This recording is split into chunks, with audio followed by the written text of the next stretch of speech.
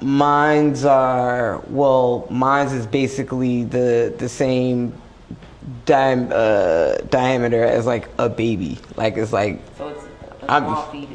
Yeah, like mine's are huge. Yours were bigger. How many do you have? I have 3. Okay. I have 2 huge ones and 1 maybe medium size. Are you uncomfortable when you sleep? But see, that's the thing. I don't experience any pain. I don't experience like the suffering that I hear the majority of women talk about, like pain during intercourse, things like that. Like, I don't. Anemic? I am. It's because you're probably losing too much. Way too much. I mean, I could really get into like how much I lose, but it's, yeah, no, it's. Feeling like you're gonna faint sometimes? Well, I haven't, my iron hasn't dropped to the point of where, I felt like I was going to pass out, but I've had transfusion before, and I get iron fusions regularly to bring my iron back up. I have them, my daughter already had surgery to have hers removed. Myomectomy or hysterectomy? No, she got the myo. Okay. No, she's in her early 20s, they wouldn't. So in her early 20s, she had fibroids. How many did she have? 1. She had 1? She had one. She had 1 big one, but it was causing her to hemorrhage and. Was she going to the bathroom a lot? Mm-hmm. But no, we both do. It's crazy. Well, that's the symptoms I had. I was going to the bathroom 2-3 times an hour. My clots came out larger than the size of my palm.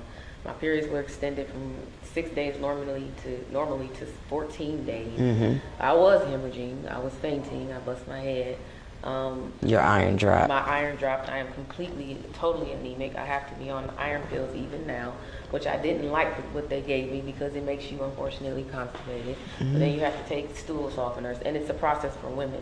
What I didn't like with my process is when I went to the doctor, they made it seem like it was just an everyday thing, as if it was nothing. And I didn't like that feeling because I've never been through this before. It was hell. It altered my life. I didn't have a relationship. Like, what man wants to come into that? If I was dealing with somebody already, of course, I wish I had that, support. But I didn't have anybody. And so I stopped dating so I didn't have to bring them into my situation. So it was very depressing. It was sad. I pushed my fitness, Shay Fit, to the side. I just didn't want to do anything. Right. I allowed it to grow so big, they had to do a myomectomy or hysterectomy. They gave me that option. I don't have kids. I don't want kids, so I chose the myomectomy because it was pushing against my bladder and I couldn't stop going to the restroom. I had so many accidents with my menstrual. Well, I'm like, welcome to my world. That's why I don't leave the house. I just don't leave the house when I know. And with me, I was refusing to get a hysterectomy because I just felt like that was the automatic go-to. For some reason, I felt like black women are disproportionately affected by fibroids. And then, my conspiracy theory brain started going crazy. Like, wait a minute, I'm hearing this link to perms. I'm hearing this link to us getting our nails done. Is this, this is something, I'm going deep in my brain like, wait a minute, is this something that was designed to make black women sterile? Like, the first thing the doctor recommends is hysterectomies. Real quick, is this common amongst black women? It's common amongst women, period, but African American women. We have it's disproportionate, the amount of black women. Disproportionate amongst black women. Right. But it is common. What we consume, I think it has something to do with everything you just listed. Birth control. Right, not just one thing. A family of things. I never took birth control. I haven't had a perm in over 10 years. But both of your nails is on fleek. And goodness gracious. I don't look get at perms. those nails. Look at different culture and look at their nails.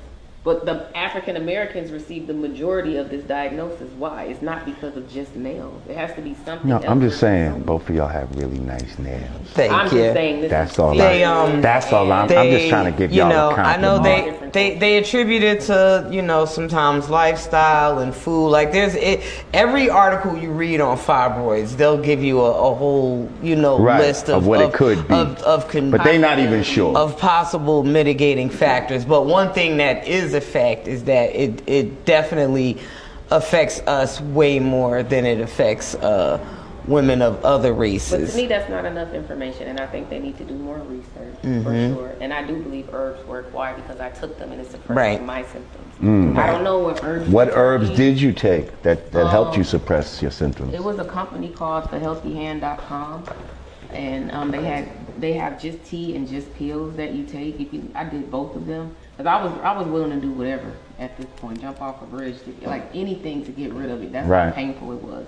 But when I started to take them month after month, my menstrual started to change. But I kept going to the restroom. I couldn't stop going to the bathroom, and it was embarrassing at this point.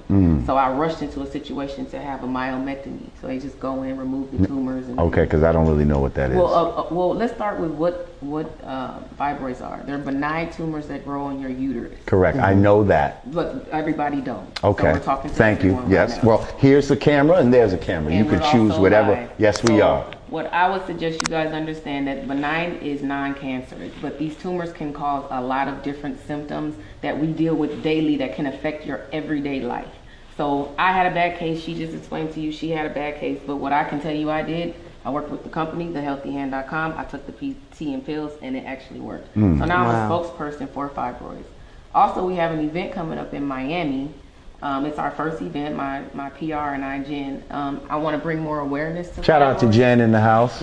I would like to know if you would be interested in coming and sharing your story with the women that will show up. I absolutely would. Knowledgeable about this. I absolutely would. Anybody that knows me personally, they know what I deal with. Like I would love for you to come. I would Yeah. absolutely love. So after the show, we'll talk about that. I'm not even disclosing like all of the, I know. It's messy. all of the stuff that I have to deal with to keep it contained, but it's definitely debilitating and it does affect quality of life. So Absolutely. I would Now, love to participate. you know, when you and I were talking earlier before the show, you know, yeah, some of the people try to talk about nails and hair, but I said a thing that I think people might be overlooking is our diet.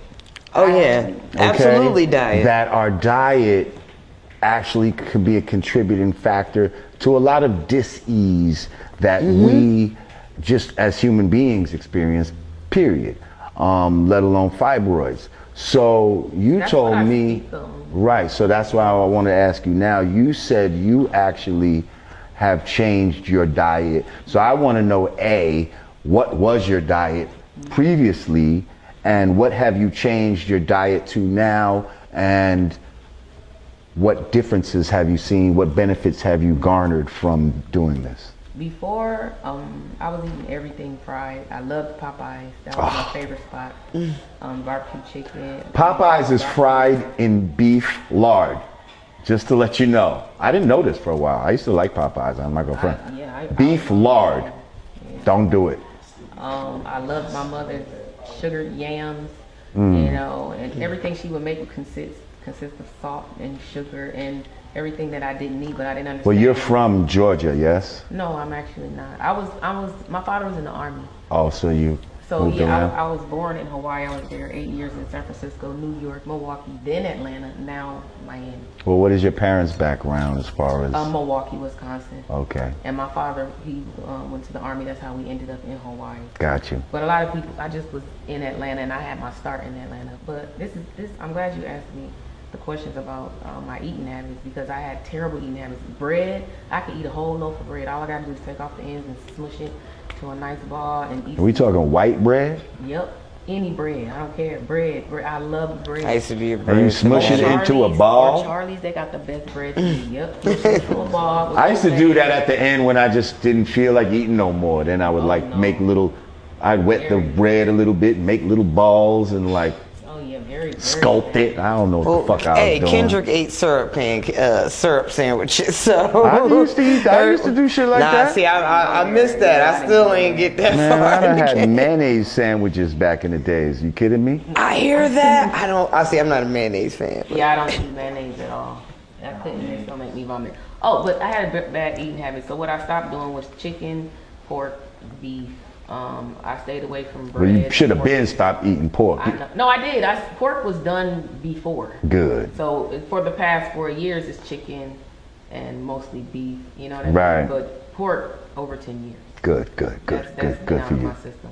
So it's just, how do I feel was your last question? Well, you know, what are I the feel- benefits that you feel that you've gotten from changing your diet? The benefits is my energy level is different. My skin, I can tell, is different. I used to break out a lot.